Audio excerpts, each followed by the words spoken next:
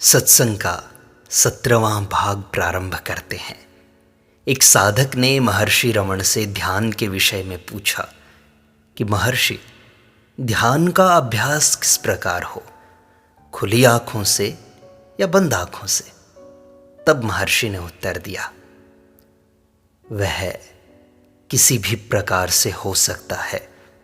उद्देश्य है मन को अंतर्मुखी करके अपनी खोज में बराबर लगाए रखना।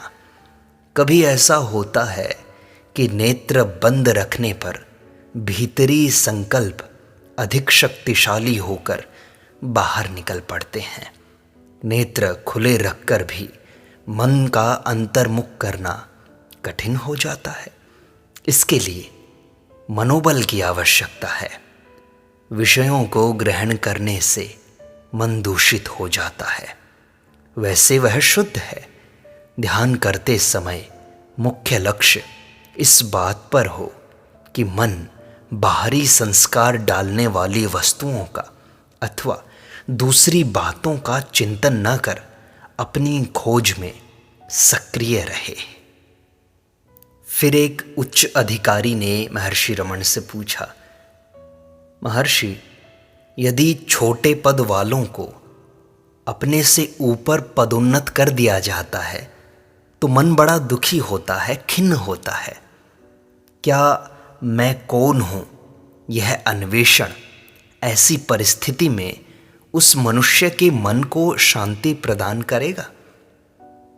हाँ, निश्चय ही मैं कौन हूं यह खोज मन को अंतर्मुखी करेगी। महर्षि, मेरी मूर्ति ध्यान में आस्था है, क्या मुझे इससे ज्ञान की प्राप्ति में सहायता नहीं मिलेगी? अवश्य मिलेगी। उपासना से मन एकाग्र होता है, तब मन अन्य विचारों से मुक्त होकर ध्यान के आकार से पूर्ण होता है। मन वही हो जाता है और इस प्रकार नितांत शुद्ध हो जाता है। तब विचार करो, उपासक कौन है?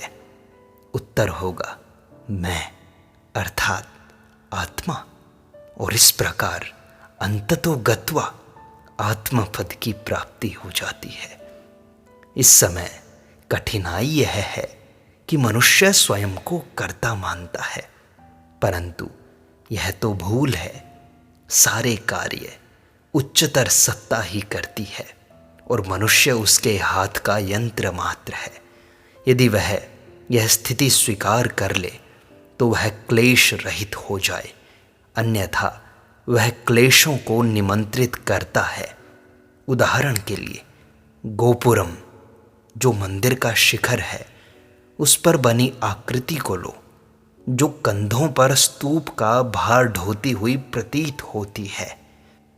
उसका आकार ऐसा प्रतीत होता है मानो वह स्तूप के भारी भार से बहुत बोझिल है।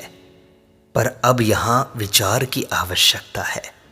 स्तूप तो भूमि पर बना हुआ है तथा अपनी नींवों पर खड़ा है।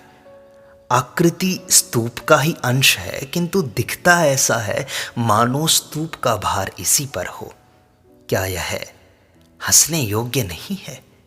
ऐसे ही व्यक्ति अपने को कर्ता मानता है। वह भी यह सोचता है कि सारे कर्म मैं ही तो कर रहा हूँ और सारा भार, सारी चिंताएं अपने ऊपर ले लेता है और उससे दुखी होता रहता है।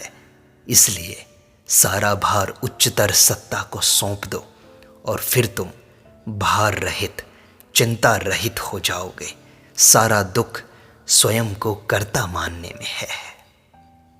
महर्षि, अभ्यास में तो द्वैत रहे और अंत में एकत्व हो जाए, इस संदर्भ में कुछ मार्गदर्शन दीजिए।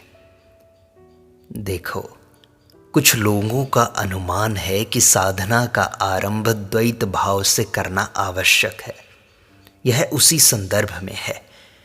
वे कहते हैं कि ईश्वर है जिसकी पूजा एवं आराधना मनुष्य को करना परम आवश्यक है। अंततो गत्वा जीव का ईश्वर में विलय हो जाता है। कुछ लोगों का मत है कि ब्रह्म तथा जीव सदैव पृथक हैं तथा एक दूसरे में कभी विलय नहीं होते। अंततः क्या होगा इसकी हमें अभी चिंता नहीं करनी चाहिए। इसमें सभी एकमत हैं कि जीव की सत्ता है। मानव को यही उचित है कि वह जीव को खोजे, अर्थात स्वयं की आत्मा को खोजे। तभी हम यह जान सकेंगे कि क्या आत्मा को ब्रह्म में विलीन होना है, उसका एक अंश है अथवा उससे भिन्न है। पहले से ही अंतिम निष्कर्ष निकालकर कल्पना करना ठीक नहीं है। खुले मन से अपने अंदर डुबकी लगाकर आत्मपद की प्राप्ति करनी चाहिए। तुमको सत्य स्वयं ही आभासित होगा। पहले से ही क्यों निश्चय करते हो कि पूर्णावस्था अद्वैत है या विशिष्टाद्वैत है या द्वैत है? इसमें कोई सार नहीं है। वर्तमान अनुसंधान तर्क एवं बुद्धि पर अवलंबित है। बुद्धि आत्मा से प्रकाश को ग्रहण करती है। बुद्धि का प्रतिबिंबित तथा आंशिक प्रकाश मूल परम ज्योति का दर्शन किस भांति कर सकता है? जब बुद्धि आत्मा तक नहीं पहुंच सकती तो फिर इसका स्वरूप कैसे जान सकती है? यह तो सोचो। इसलिए पहले यह जानो कि तुम कौन हो, फिर बाद में स्वयं निर्णय हो जाएगा कि द्वैत ठीक है, अद्वैत ठीक है, विशिष्टाद्वैत ठीक है। इसलिए पहले साधना पर ध्यान दो, मैं की खोज करो। महर्षि, एक मंत्र में ऐसा कहा गया है कि प्रारंभ में जिन शास्त्रों का इतना गहन अध्ययन किया जाता है, अंततः वे उपयोगी नहीं रहते। किस अवस्था में वे बेकार हो जाते हैं, वृथा हो जाते हैं महर्षि? तो महर्षि ने उत्तर दिया, जब उनका सार ग्रहण कर लिया जाए।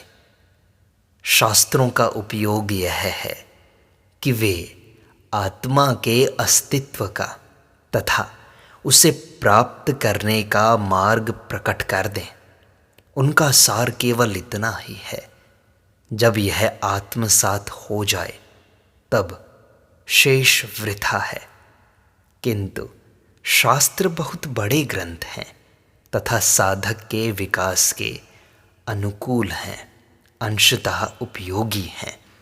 ज्यों-ज्यों साधक विकास को प्राप्त होता है, पूर्व में आरोहण कर ली गई सीढ़ियों के समान पाता है तथा इस प्रकार चढ़ी जा चुकी सीढ़ियां पूर्ण सफलता की स्थिति तक क्रमानुसार पूर्व पक्ष बनकर रह जाती हैं।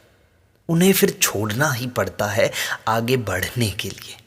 लक्ष्य प्राप्ति के बाद केवल वही रह जाता है, शेष सब वृथा हो जाता है। इस प्रकार जब आत्मा को मनुष्य प्राप्त कर लेता है तो फिर शास्त्र वृथा हो जाते हैं, तब उनकी जरूरत नहीं रहती। हम कितना अधिक पढ़ते हैं, क्या उस सब को जो हमने पढ़ा है क्या हम स्मरण रख पाते हैं? पर क्या हम उसके सारांश को भूल जाते हैं? मन है वह सार को पचा लेता है, शेष भुला देता है। शास्त्रों के साथ भी ऐसा ही है। वास्तविकता यह है कि मानव स्वयं को सीमित मानकर ही कष्ट उत्पन्न कर लेता है। यही भूल है। वह स्वयं ही इसको देख सकता है। सुषुप्ति में कोई संसार नहीं था, न अहम भाव था, न कष्ट था। उस आनंद युक्त स्थिति से कोई वस्तु जागकर कहती है मैं। उस अहम भाव को संसार भासित होने लगता है।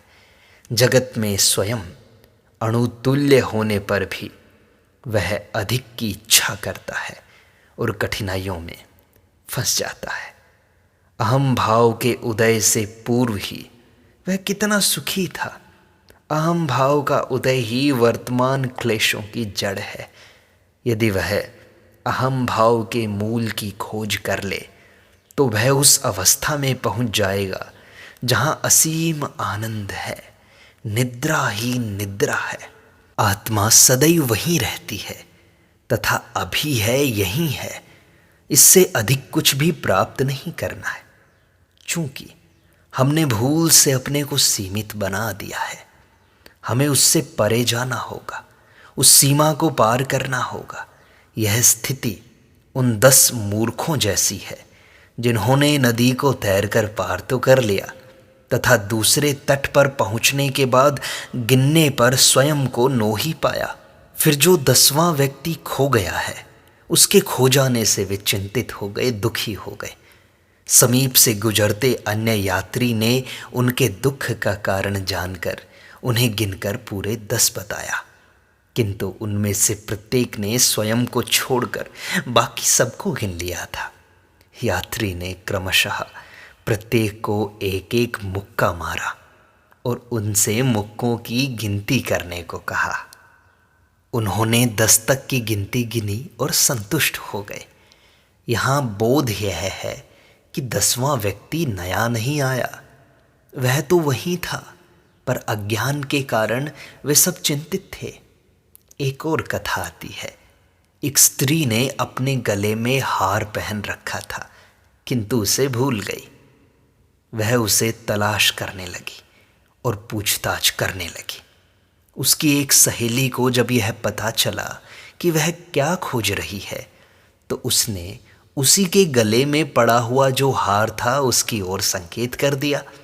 उसने उसे हाथों से स्पर्श किया और प्रसन्न हो गई। क्या उसे नया हार प्राप्त हुआ था? नहीं, यहाँ भी अज्ञान ही दुख का कारण था और ज्ञान आनंद का कारण बन गया। मनुष्य तथा आत्मा की स्थिति भी इसी प्रकार है।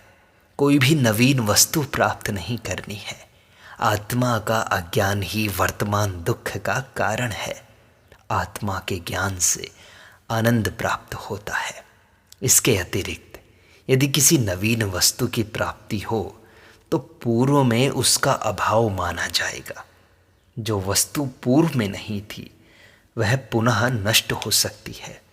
इस प्रकार मोक्ष स्थायी नहीं होगा, पर मोक्ष स्थायी है, क्योंकि आत्मा सदैव है, नित्य है, अभी है, यही है। इस प्रकार मनुष्य का प्रयास अज्ञान के निवारण के लिए है। ज्ञान उदित होता प्रतीत होता है, यद्यपि वह स्वाभाविक है तथा सनातन है।